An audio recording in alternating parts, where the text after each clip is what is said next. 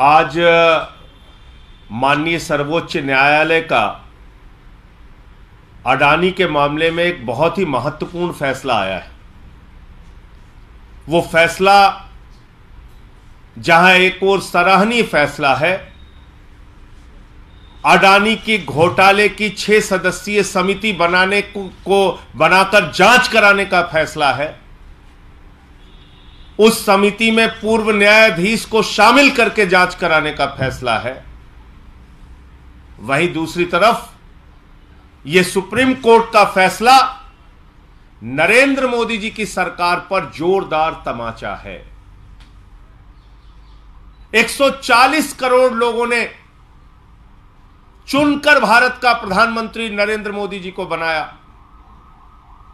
पूरा विपक्ष एक स्वर में मांग कर रहा था कि दुनिया का सबसे बड़ा घोटाला है अडानी घोटाला, कॉर्पोरेट जगत का सबसे बड़ा घोटाला है अडानी घोटाला। LIC में करोड़ों लोगों का पैसा डूब रहा है, SBI में करोड़ों लोगों का पैसा डूब रहा है। प्रधानमंत्री जी, JPC से जांच कराइए। पूरे सदन के सत्र के दौरान हम लोग एक ही मांग करते रहे, लेकिन एक कहावत हमने सुनी थी कि रोम जल रहा था, नीरव बंसी बजा रहा था। करोड़ों लोगों का पैसा डूब रहा था, अडानी का महाघोटाला सामने आया था और नरेंद्र मोदी जी जांच कराने से भाग रहे थे, जांच कराने के लिए तैयार नहीं थे, JPC बनाने के लिए तैयार नहीं थे। इसके पीछे कारण क्या है? इसके पीछे कारण बहुत ही साफ है, जो पहले दिन से मैं कह रहा हूं। नरेंद्र मोदी जी की सरकार ऊपर से लेकर नीचे तक भ्रष्टाचार में आकंठ डूबी हुई है। नरेंद्र मोदी जी की सरकार अडानी के साथ मिलकर देश की संपत्तियों को नीलाम कर रही है, औने पौने दामों में बेच रही है। मोदी जी ने अडानी को कोयला दे दिया, गैस दे दिया, बिजली दे दिया, पानी दे दिया, सड़क दे दिया, स्टील दे दिया, सीमेंट दे दिया, सीपोर्ट दे दिया, एयरपोर्ट दे दिया। यानी अगर पाताल में चले जाइए तो कोयला और गैस अडानी को दे दिया, आकाश में चले जाइए तो जहाज अडानी को दे दिया, आकाश से लेके पाताल तक सब कुछ अडानी को दे दिया, सब कुछ अडानी को दे दिया। और इतना ही नहीं रुके, 2.5 लाख करोड़ रुपए का कर्जा दे दिया। जब घाटा होने लगा व्यवसाय में तो 84,000 करोड़ का कर्जा माफ कर दिया। और उस अडानी ने क्या किया?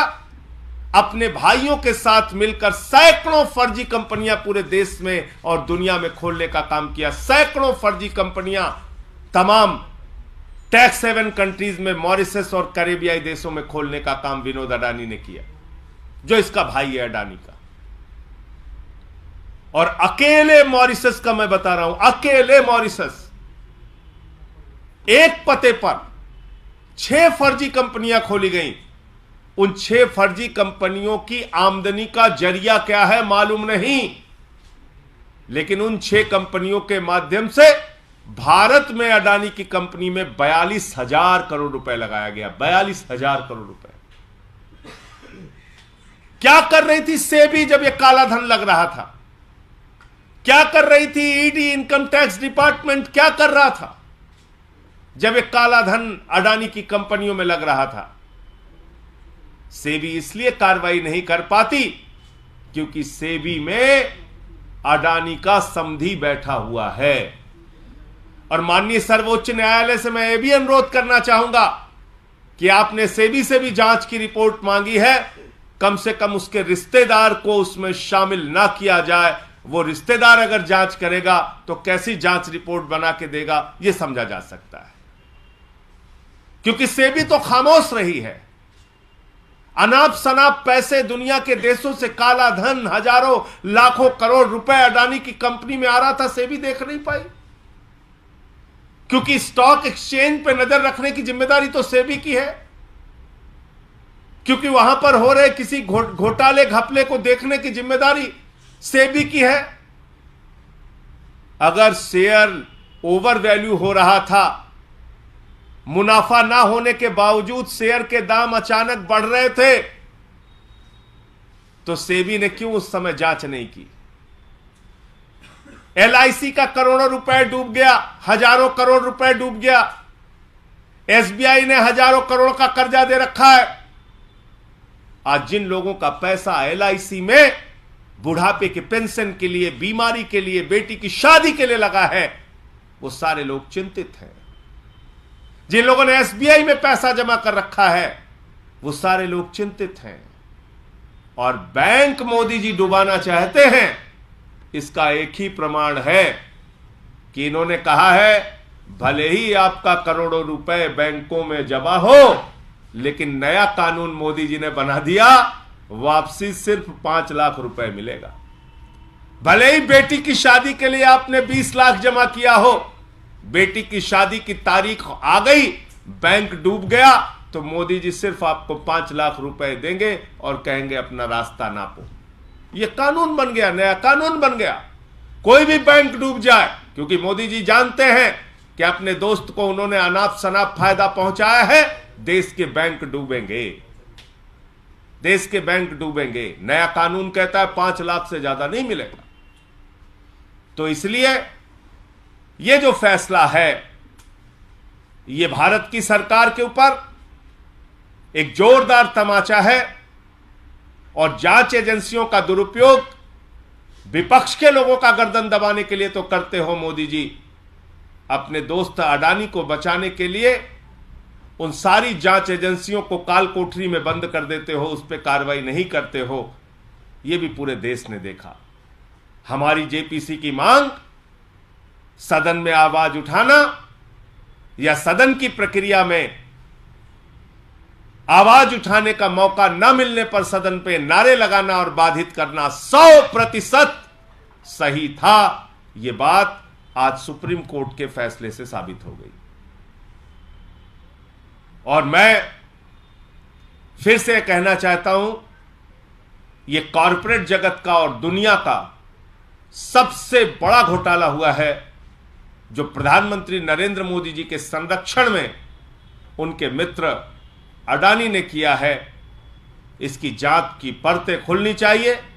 और जेपीसी की जो हमारी मांग है, क्योंकि सदन सर्वोच्च है, पार्लियामेंट सर्वोच्च है, जेपीसी की जो हमारी मांग है, उस जेपीसी के माध्यम से जांच होगी तो बहुत सारे और सच और तथ्य सामने आने में मदद मिलेगी। पहली बात तो यह अडानी को लेकर मामला था। दूसरा, एक और महत्वपूर्ण और ऐतिहासिक फैसला सुप्रीम कोर्ट ने दिया है, जो स्वागत योग्य फैसला है, जो इतिहास के पन्नों में दर्ज किया जाएगा सर्वोच्च न्यायालय के नाम से। वो है चुनाव आयोग के गठन की प्रक्रिया को निर्धारित करने का फैसला। अब प्रधानमंत्री जी, विपक्ष के नेता और मुख्य न्यायाधीश तय करेंगे चुनाव आयोग में कौन बैठेगा। आप बताइए, चुनाव आयोग तब तक इंतजार करता है जब तक प्रधानमंत्री जी की रैलियां ना हो जाएं, योजनाओं की घोषणाएं ना हो जाएं। चुनाव आयोग तब तक इंतजार करता है जब तक गृह मंत्री जी की रैलियां और सभाएं ना हो जाएं। और यह सब कुछ देखकर चुनाव की तारीखों का ऐलान करते हैं। यानी कहीं ना कहीं चुनाव आयोग की निष्पक्षता पर लंबे समय से आवाज उठ रही थी। और आज ये जो फैसला आया है कि लार्जेस्ट अपोजिशन पार्टी का एक मेंबर होगा, प्रधानमंत्री जी स्वयं होंगे और मुख्य न्यायाधीश जी होंगे, वो लोग मिलकर चुनाव आयोग का गठन करेंगे।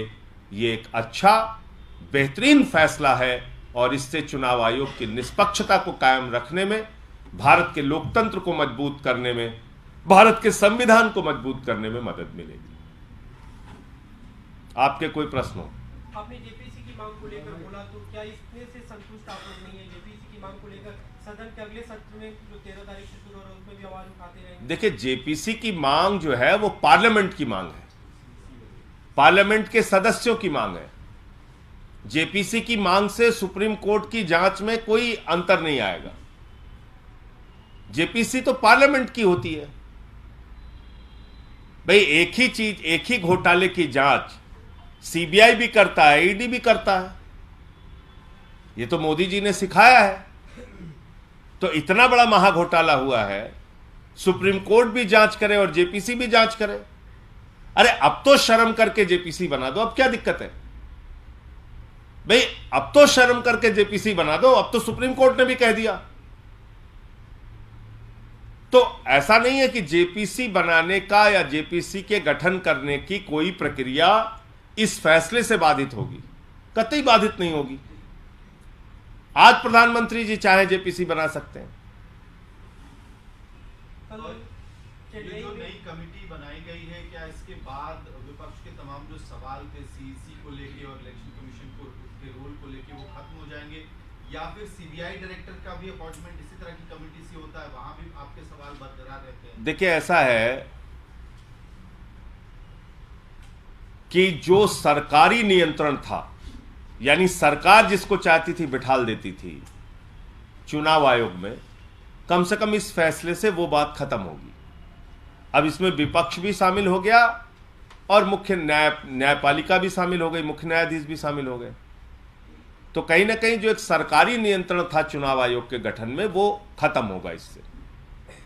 विपक्षी एकता की मांग फिर से उठी है। बीते दिन चेन्नई में तमाम विपक्षी दलों के जुटे थे और मल्लिकार्जुन खड़गे ने वहां से एक तरह से अपील की कि सभी विपक्षी दलों को एक साथ आना चाहिए। डीएमके का उन्होंने उदाहरण दिया कि जब भी डीएमके साथ में चुनाव लड़ा कांग्रेस के, वहां पे कांग्रेस पार्टी की सरकार बनी।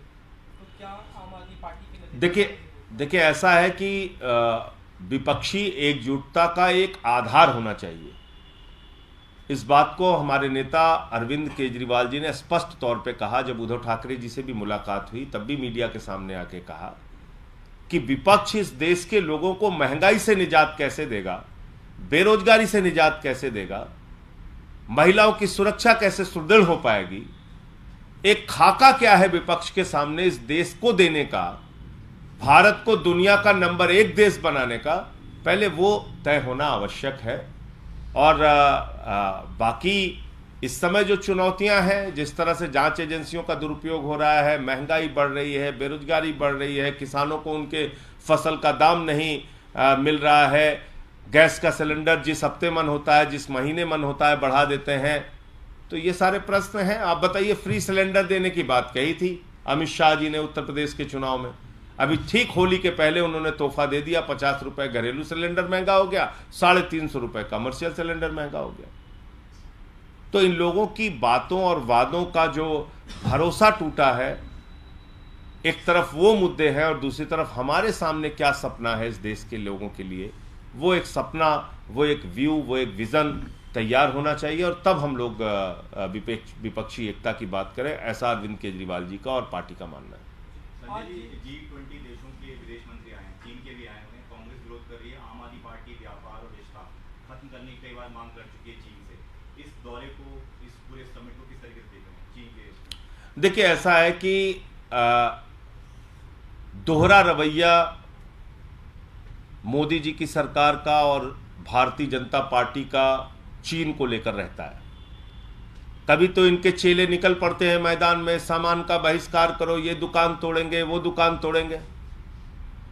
अरे भाई, कोई चीनी सामान बेच रहा है, वो तो पैसा देके ला रहा है, तुमने खोला है मार्केट, वो तो भारतीय है बेचारा, उसने बैंक से लोन उठाए हैं दुकान खोलने के लिए, तो भाजपा के गुंडे उसकी दुकान तो तोड़ने पहुंच जाते हैं। लेकिन उनके जो नेता हैं आदरणीय प्रधानमंत्री नरेंद्र मोदी जी, वो चीन के प्रधानमंत्री को झूले पे घुमाते हैं, झूला झुलाते हैं, आओ झूला झुलाते हैं तुमको। तो ये दोहरा चरित्र नहीं होना चाहिए। वो लोग हमारे जवानों की शहादत के लिए जिम्मेदार हैं, हमारी सीमाओं पर घुसपैठ करते हैं, उनके साथ हमारी सेना मुठभेड़ करती है, अपने जान हथेली पर रख के सीमा की सुरक्षा करती है। आप एक बार भी भारत की सीमाओं की सुरक्षा का विषय उनके सामने नहीं उठाएंगे और खाली उनको झूला झुलाएंगे, और आपके चेले जो है भाजपा के, वो चीनी सामानों का विरोध करने की नौटंकी करेंगे, तो ये बात तो ठीक नहीं है, ये बात ठीक नहीं है। तो इसलिए एक स्पष्टता के साथ अपना मत चीन के मुद्दे पर भारत की सरकार को रखना चाहिए।